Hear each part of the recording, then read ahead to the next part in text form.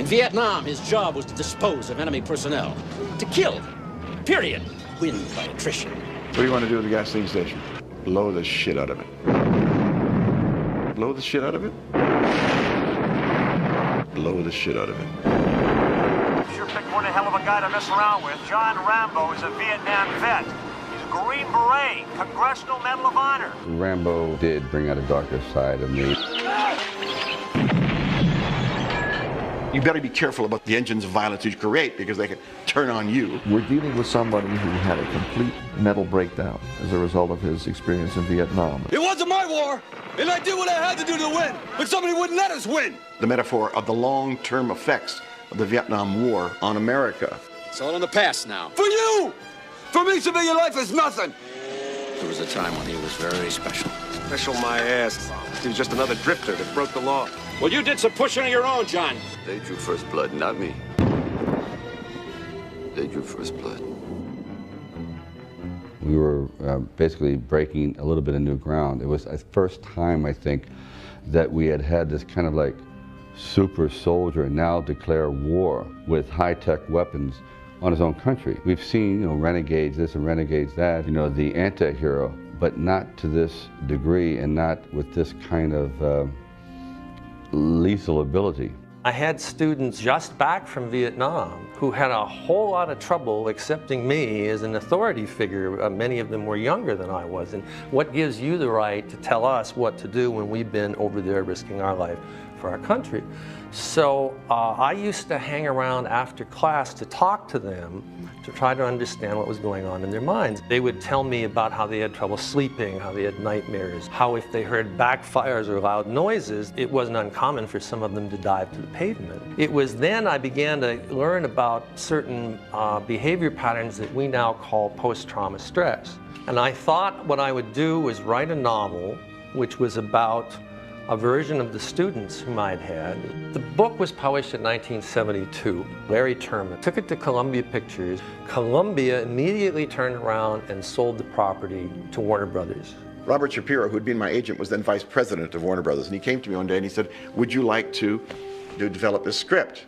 So I read the script and I read the book, and there was a whole pile of scripts. And the best scripts of all was the one that was written by Michael Kozel and William Sackheim. Bob Shapiro said to me after I kind of struggled by working on it for 3 months, he said, we decided we're not going to make this film. I said, what? I said, but Bob, I've been working on it for 3 months. He said, yeah, but just too close to the Vietnam War, and people in America just don't want to hear about the Vietnam War. Delmar's gone. All that orange stuff, they spread it around. Cut him down to nothing. I had mixed feelings about the war in the beginning. I was very much behind the war. And then I felt that the soldiers were getting kind of a raw deal because around 70, you realized there was no chance for us to win this war. It became a different kind of war, a war of attrition, and the soldiers had no choice. I had a real problem with calling them baby killers and spitting on returning GIs. I thought it was horrible. I know they've been terribly slighted. And then these gentlemen, Mario Casar and Andrew Banya, heard about it and decided to see if they could have a chance at it. Well, First Blood was, everybody thinks of us as the beginning of Carolco, although Carolco was around for some 8 years prior to that, surviving on handling foreign sales for various producers. They were living in a very, very modest way, and we became very friendly with one another. And one day, they said to me, is there any, we'd like you to make a film for us. Do you have anything you want to make? And I said, yeah, I worked on a script at Warner Brothers, which is a great property. It's called First Blood. And at that time, it was the most optioned script in Hollywood. 26 scripts, I believe. Went through 3, 4, 5 studios. It was kind of a very strange intuition. We thought immediately about Stallone. So I remember we sent it to him on a Monday, and on Tuesday afternoon, Sylvester Stallone answered that he was going to do it. And I had this, in the whole history of my filmmaking, 40 years of directing films, the first time that A, I got my first choice, B, that I got it within 24 hours. We proposed it to him and he was interested. And at one stage, Sly kind of changed his mind.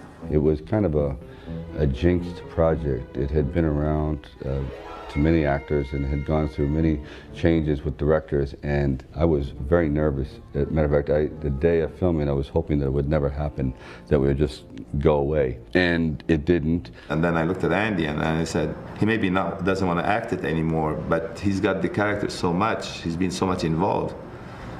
Maybe we can ask him to just finish, writing it. And then, of course, what happened is once he started writing it, it came back to him, and he said, well, that's me. Why am I not acting in it? I said, well, there's got to be a reason that everyone else has passed except me.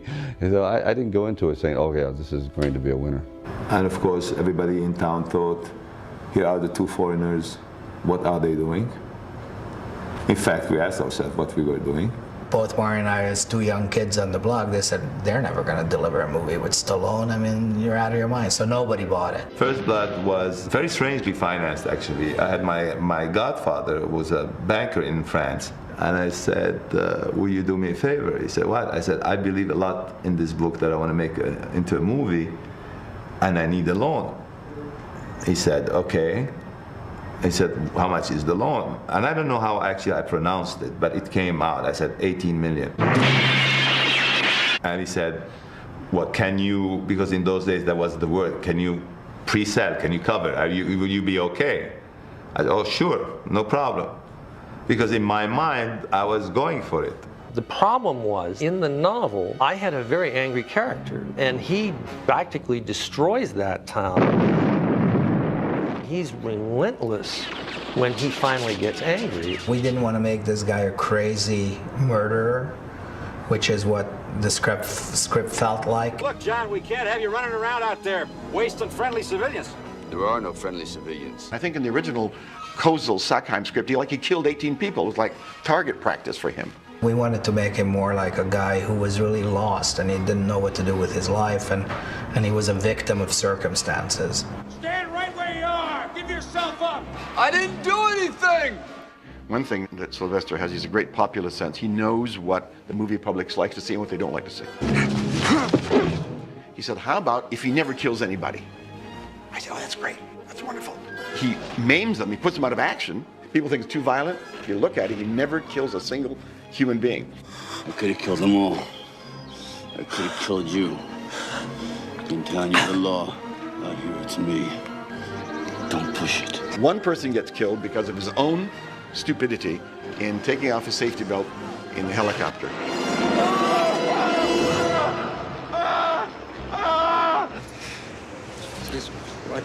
I wanted Brian Dennehy to play the part of Sheriff Teasle. I've always had tremendous respect for him as an actor. He's a great actor. Look at him, it's our golf boy. He and I were friends when your mama was still wiping your nose. He made that redneck sheriff jump right off the screen. Whatever possessed God in heaven to make a man like Rambo? God didn't make Rambo. I made him. The original choice for Troutman was Kirk Douglas, who I idolized as a young man. It was very interesting in those days because Kirk Douglas in the foreign marketplace was more important than Stallone. So when we tried to put together this package that we were going to sell, Kirk Douglas was an important part of it. And we gave the script to Kirk Douglas, and he liked it, but he had no script approval. Now, when he arrived in the wilds of British Columbia, where we were shooting in midwinter, he wanted a lot of changes. He is a very opinionated guy, and we laugh about this all the time, that he basically accepted the script and then rewrote it. And not a bad, he did a good job, but it wasn't what we had agreed to do. There were some changes that were to be forthcoming, and I guess he felt that they weren't done to his liking, or they weren't done the way he thought they should be done. He goes, no, Rambo must die. Rambo must die. I said, I understand that, but not in this movie. Big revelation to people who don't know the novel. At the end, Rambo dies. Colonel Troutman, the man who created him, he's the guy that kills Rambo. I just don't think it should be done. It sends out the wrong message. I mean, every Vietnam vet who sees this goes, oh, the only solution is that death is the only thing that awaits us at the end of the tunnel, and I don't think that's the right way to do it. He goes, yes, but it's artistic. And finally, Buzz Feichens and I trudged with the script and said, Kirk, we want you to do it. Here's the script. Tell us yes or no. Well, the next day, All we know is that Mr.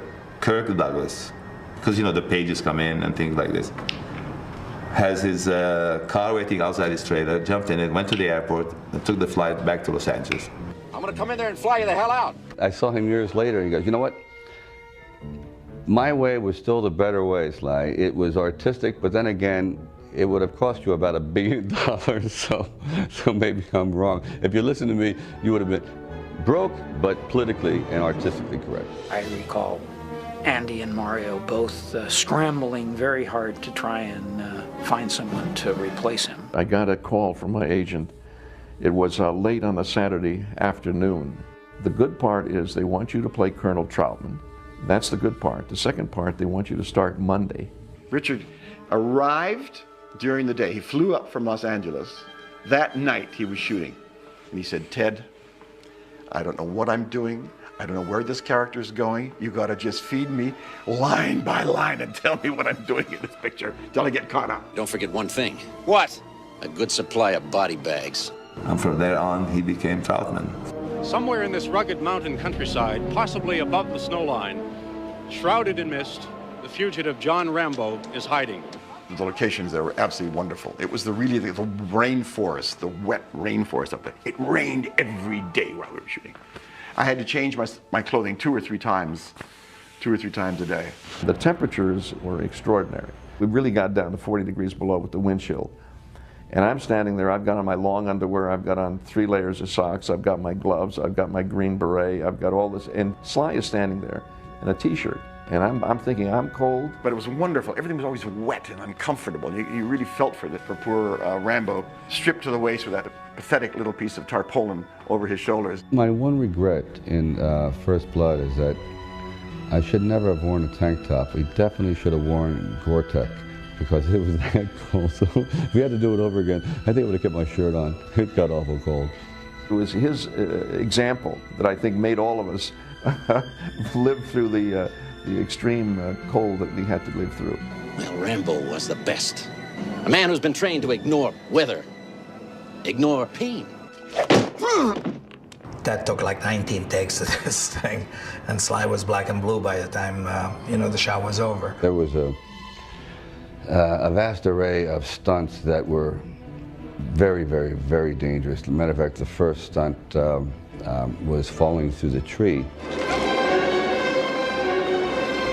We had gotten it on the first take. We did 2 more takes, and I said, please, can we stop now, because it's starting to hurt. Of course, on the 4th take, I broke my ribs and bruised my spleen, and then began the saga of the constant journey to the emergency room all the time, getting sewn up here, breaking fingers, breaking this. 75% of what he was doing it, and a lot of the very difficult stunts he was doing. I don't want any more hurt! The other problem with Vancouver was that it's very dark in the wintertime, so it's very, very difficult to shoot there. I adored Andy Laszlo. He's of course, one of the great cinematographers. We used Fuji film, and he really pushed it. For example, there's that wonderful scene where Rambo is entombed in a cave. Andy said to the department, yeah, give me 2 matches, please.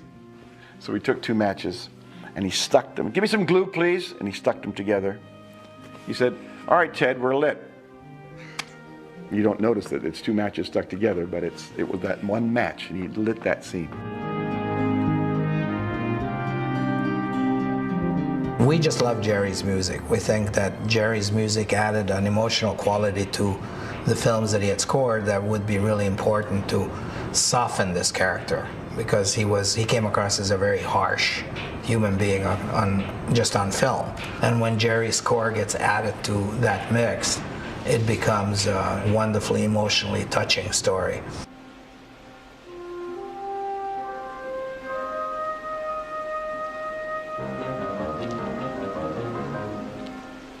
I said to him, when he sees that dead sheriff on the thing, he has memories, horrid memories of all the dead corpses that he ever saw in Vietnam.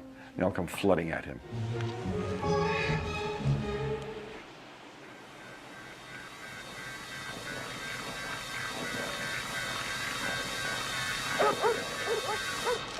And the music for that moment is absolutely spectacular. In the original book, John Rambo did die because he was at the point of no return. He had been so damaged by all the traumatic experiences that he incurred in Vietnam that he became non-refundable, irredeemable. Rambo! Rambo, don't do it!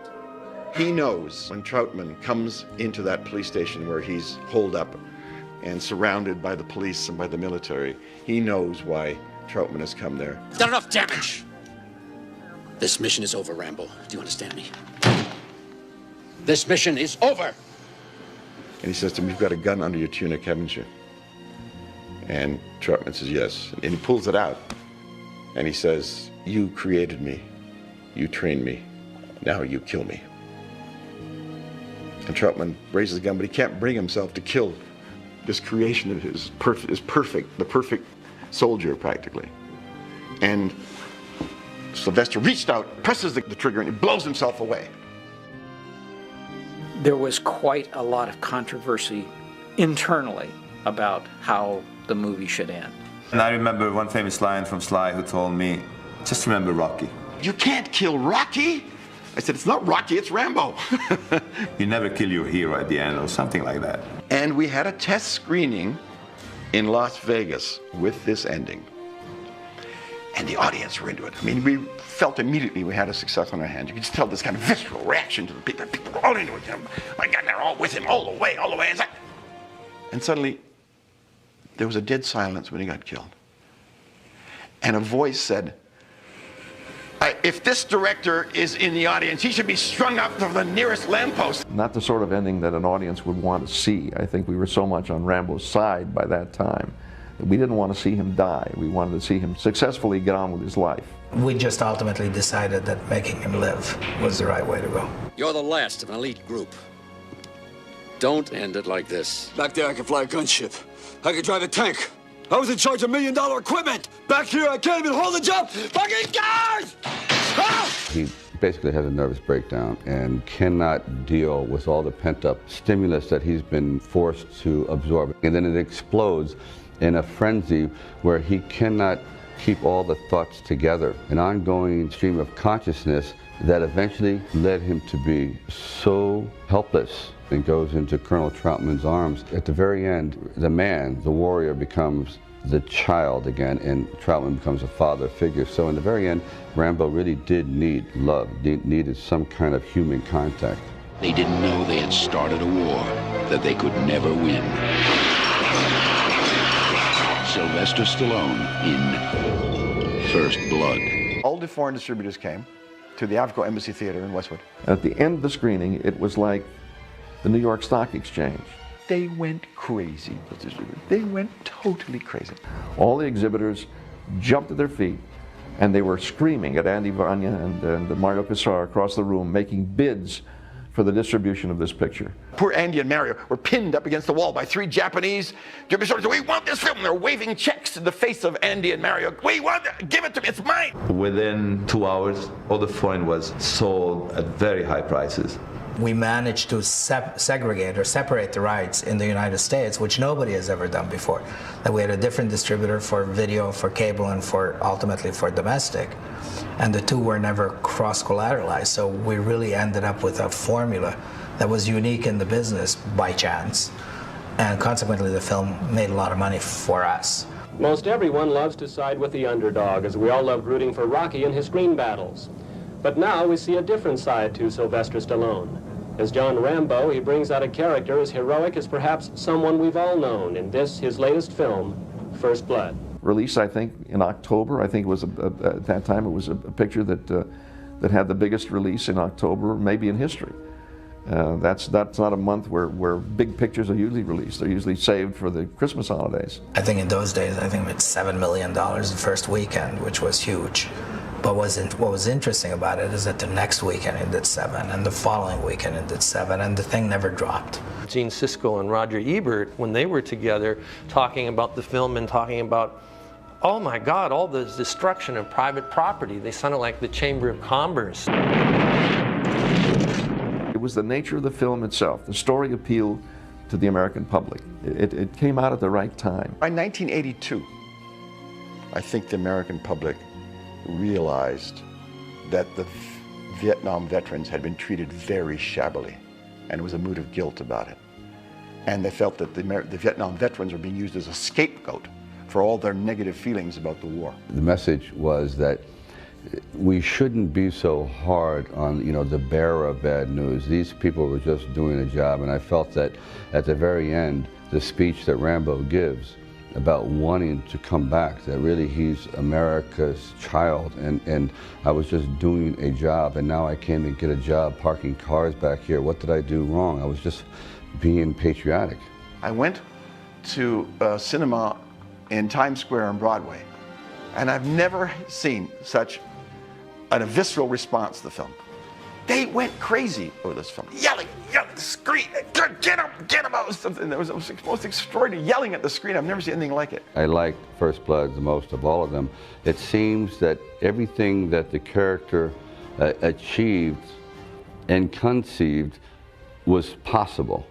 And men in the audience could say, yes, if I were put to the task, I perhaps could do that too. All modern action movies come from First Blood. To get a job done, to actually succeed, you're going to have to burn bridges. You're going to have to go to areas deep inside of you that may not be to other people's likings. You're going to have to break protocol. And that's what the message was. To get a job done, right, you sometimes have to do it yourself, whether it's popular or not. It's over, Johnny. It's over! Nothing is over! Nothing!